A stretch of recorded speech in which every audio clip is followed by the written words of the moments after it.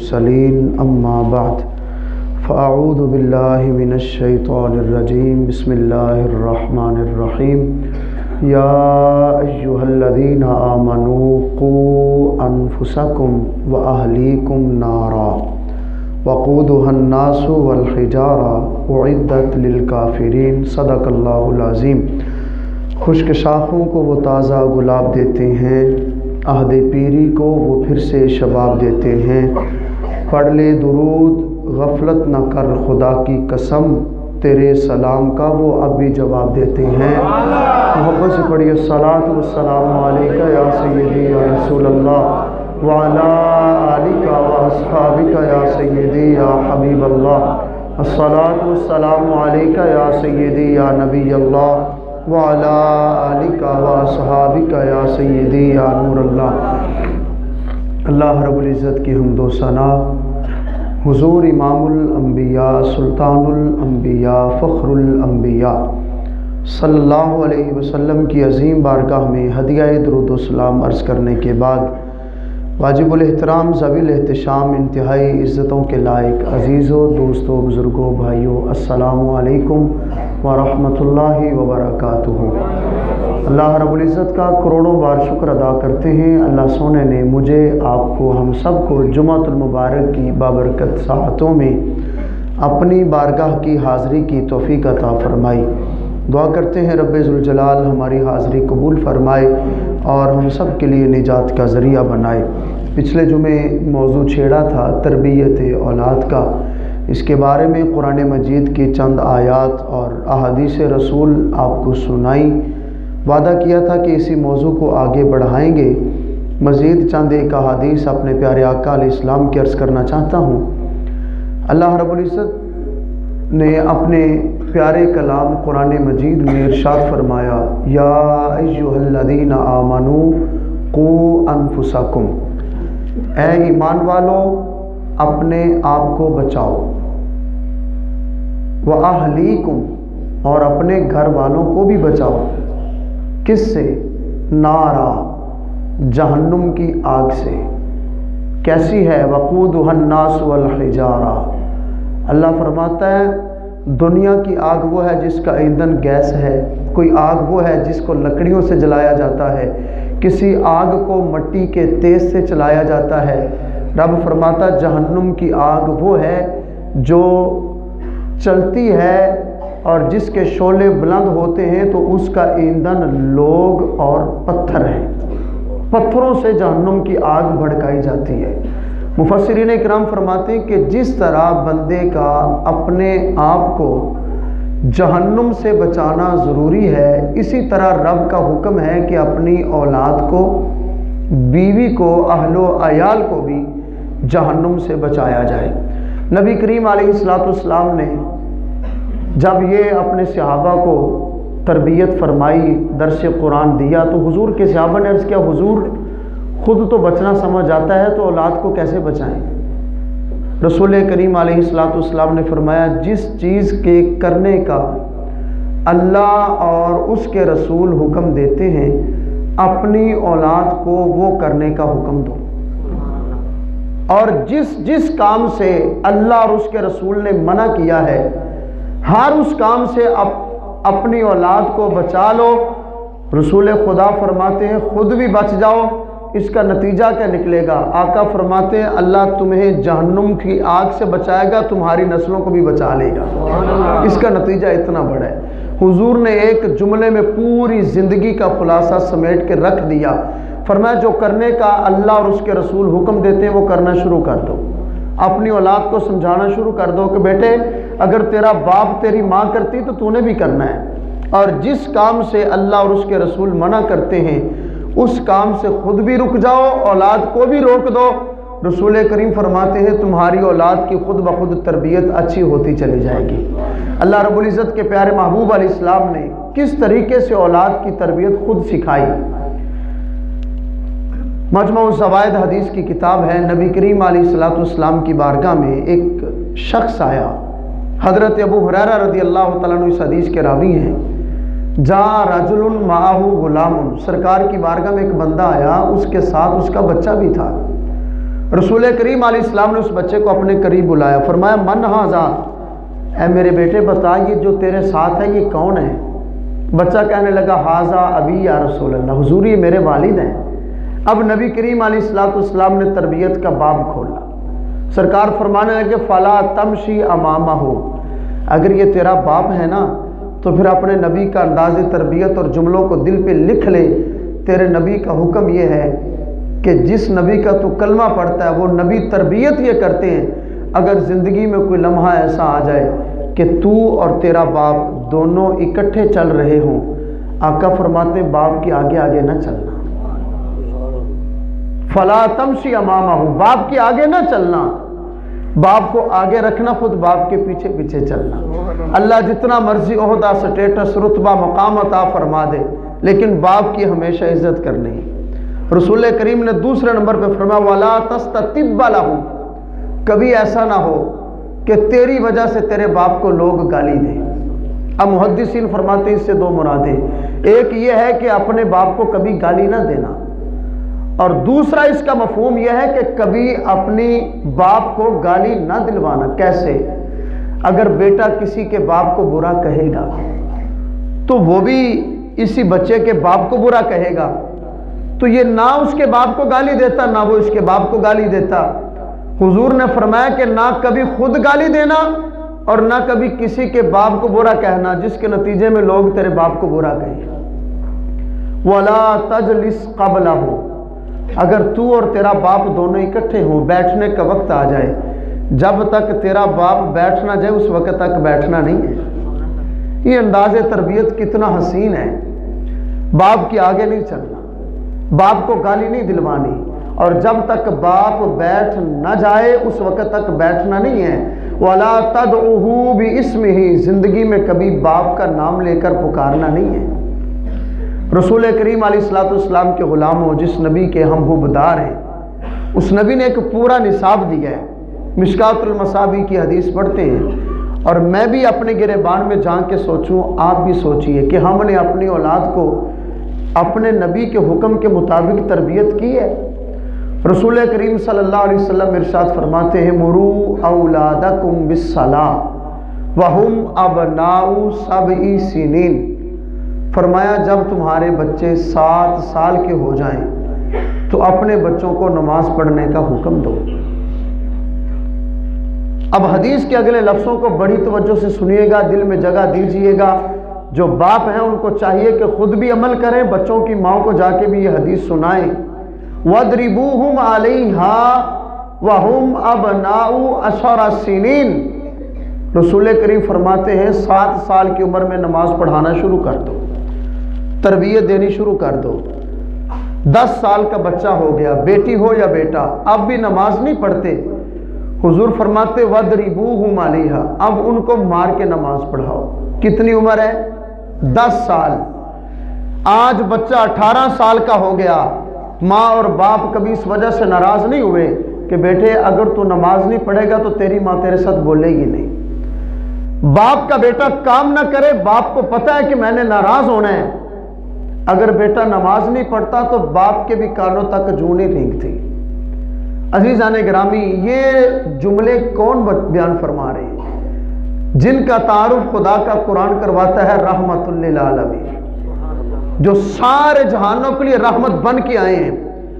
70 ماؤں کے کلیجوں میں اولاد کی جو محبت ہے، اس محبت کو اگر اکٹھا کر لیا جائے نا تو اس سے بڑھ کر آقا اپنے امتی سے پیار فرماتے ہیں۔ میدان محشر میں جب ماں بیٹے کو چھوڑ جائے گی، محبوب خدا اس وقت بھی امتی کو آنا اللہ کہہ کے سینے سے لگا لیں گے۔ کہتے ہیں کہ بچہ ہے نماز نہیں پڑھتا تو سزا دیں، نہیں، حضور فرماتے ہیں دوائی اگرچہ کڑوی ہے آرام اسی سے آئے گا۔ بچے کے لیے اگرچہ سخت ہے لیکن آرام اسی سے آئے گا۔ حضور فرماتے تمہارے نبی کی تربیت یہ نہیں ہے کہ مار نہیں پیار، آقا فرماتے پیار ہونا چاہیے، لیکن جب اولاد بے عمل ہوتی نظر آئے تو حضور فرماتے پھر مار ایسی دو، اگر مارو گے تو اس مار میں بھی تمہیں پیار نظر آئے گا، اس مار میں بھی رب اور اس کا رسول راضی ہو جائیں گے۔ وَاضْرِبُوهُمْ عَلَيْهَا وَهُمْ أَبْنَاءُ 10 سنین، تمہارے بچے 10 سال کے ہو گئے، نماز نہیں پڑھتے، اب مار کے نماز پڑھاؤ۔ اب بتائیے، میں آپ اپنے آپ کو دیکھ لیں، اگر 10 سال کی عمر تک ہمیں ہمارے باپ یا ہماری ماں نے مار مار کے نماز کا پابند بنایا ہوتا تو ایمان سے بتائیں آج نماز قضا ہونے کا خطرہ ہوتا؟ سکون ہی نہ ملتا جب تک نماز ادا نہ کر لیتے۔ کیا وجہ ہے؟ ہماری کئی دن کی نمازیں چلی جائیں، کئی دن ہم رب کی بارگاہ میں سر جھکا کے نہ دیکھیں، اس کے باوجود بھی ہمیں کوئی فکر نہیں ہے۔ اس کی وجہ یہ ہے کہ ہماری تربیت میں کمی رہ گئی ہے۔ رسول کریم علیہ السلام نے جو انداز تربیت امت کو بتایا ہم نے وہ نہیں کیا۔ اب آؤ اپنے محبوب کریم علیہ السلام کا اگلا اسی فرمان کا حصہ پڑھتے ہیں۔ حضور فرماتے تمہارے بچے جب 10 سال کے ہو جائیں تو بیٹے اور بیٹی کے بستر جدا کر دو۔ 10 سال کے ہو جائیں نماز کو حکم دو سختی کے ساتھ، بچے ہیں تو ان کے بستر جدا کر دو۔ حضور نے بتا دیا، فرمایا میں صرف کلمہ پڑھانے نہیں آیا، میں کلمہ پڑھا کے ساری زندگی گزارنے کا نصاب ہی بتانے کے لیے آ گیا ہوں۔ تمہارا نبی تو سونے کے طریقے بھی سکھانے آیا ہے۔ آؤ، جن ماؤں نے اپنے بچوں کی تربیت کی آج ان ماؤں کا نام بھی زندہ ہے، ان ماؤں کے بیٹوں کا کردار بھی زندہ ہے۔ حضرت بابا فرید الدین گنج شکر رحمۃ اللہ تعالی علیہ پچھلے جمعے بات سنائی تھی خواجہ قطب الدین بختیار کاکی کی، 15 سپارے ایک مجلس میں زبانی سنا دیے۔ کہا ماں 15 پاروں کی حافظہ تھی، مجھے بھی 15 یاد ہو گئے۔ بابا فرید الدین کی بارگاہ میں محلے کی عورتیں آتی ہیں، کہا فرید کی ماں تیرے بیٹے کا چال چلن ہمارے بچوں سے بالکل جدا ہے، کیا کرتی ہے؟ فرید کی ماں کہنے لگی ہو میری سہیلیو، اس میں فرید کا کمال نہیں ہے۔ کہا پھر کیا ہے؟ فرید کی ماں نے کہا جتنی دیر بھی فرید کی ماں نے اس کو دودھ پلایا ہے کبھی بغیر وضو کے دودھ نہیں پلایا۔ یہی فرید اب تھوڑا سا ہوش کی عمر کو پہنچتا ہے، 7-8 سال کی عمر ہوئی۔ ماں نے سوچا کہ کیا کروں کہ میرا بیٹا خدا کا برگزیدہ بندہ بن جائے، خدا کی بارگاہ میں سجدے کرنے والا بن جائے۔ ماں نے سوچا، ماں کو پتہ چلا کہ میرے فرید کو شکر بڑی پسند ہے۔ دیکھنے کے لیے تو کہانی ہے لیکن اس میں سبق کے خزانے موجود ہیں۔ ماں نے مصلی بچھایا، مصلی کے نیچے شکر رکھی۔ ماں کہنے لگی بیٹے آج تجھے ایک طریقہ نہ بتاؤں، وہ طریقہ خود ہی کر لیا کر، اللہ شکر دے دے گا۔ کہا ماں طریقہ کیا؟ فرمایا آپ وضو کرواؤ۔ اگر میں کہوں نا کہ ہاتھ اٹھا کے مجھے بتائیں تو آج تک کس کس کی ماں نے اسے وضو کرنے کا طریقہ سکھایا ہے تو شاید آدھے بھی نہ نکلے۔ وضو کا طریقہ، طہارت کے مسائل، نجاست، غلاظت، ہر چیز سکھانا مولوی کی ذمہ داری ہے۔ ماں باپ کا تو کام تو صرف پیدا کرنا۔ یہ ہمارے معاشرے کی جہالت ہے۔ ہمارے نبی فرماتے اگر رب نے اولاد دی ہے اسی اولاد کے کردار کو نکھار کے تم عرشوں کا مہمان بھی بن سکتے ہو، جنت البری تمہارا مقدر ہو سکتی ہے۔ فرید کی ماں کہنے لگی فرید وضو کرو، مصلی پہ لے آئی۔ کہا بیٹے نماز پڑھو، پڑھی اماں شکر۔ کہا بیٹے اگر قبول ہوئی ہے نا نماز تو مصلی اٹھانا، تیرے مصلی کے نیچے سے شکر مل جائے گی۔ چند دن گزرے، فرید کی عادت بنتی گئی، بچپن گزرتا گیا، فرید محلے میں کھیل رہا ہے، جیسی تربیت گھر سے ملے گی بچہ باہر جا کے وہ کردار پیش کرے گا۔ فرید نے کہا بیلیو نماز پڑھا کرو، اللہ شکر دیتا ہے۔ بیلی کہا فرید کیسی باتیں کرتا ہے تو؟ فرید نے کہا میں جھوٹ نہیں بول رہا، خدا کی قسم ہے نماز پڑھو رب شکر دے گا۔ کہا فرید اگر رب شکر دیتا تو ہمیں لا کے کھلانا۔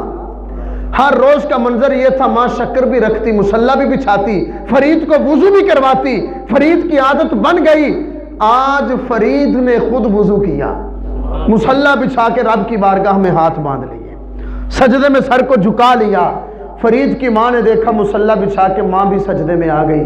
کہا مالک آج تک فرید کی ماں فرید کو تیرا بنانے کے لیے شکر کا لالچ دیتی رہی، آج فرید خود آ گیا ہے فرید کی ماں کی لاج رکھنا۔ ابھی ماں نے سجدے میں سر رکھا ہے، ننھا سا بچہ دوڑ کے آیا، ماں ڈر گئی کہ بیٹا کہے گا آج شکر نہیں ملی، لیکن رب کو منظور اور ہی تھا۔ ماں سے بیٹا کہنے لگا ماں پہلے شکر کی 1 پوڑی ملتی تھی، دیکھو نا آج 2 ملی ہیں۔ ہاتھ پہ غیب سے آتی فرید کی ماں، آج فرید کو تو میرا بنانے کے لیے شکر کا لالچ دیتی رہی، آج فرید میرا بن گیا ہے۔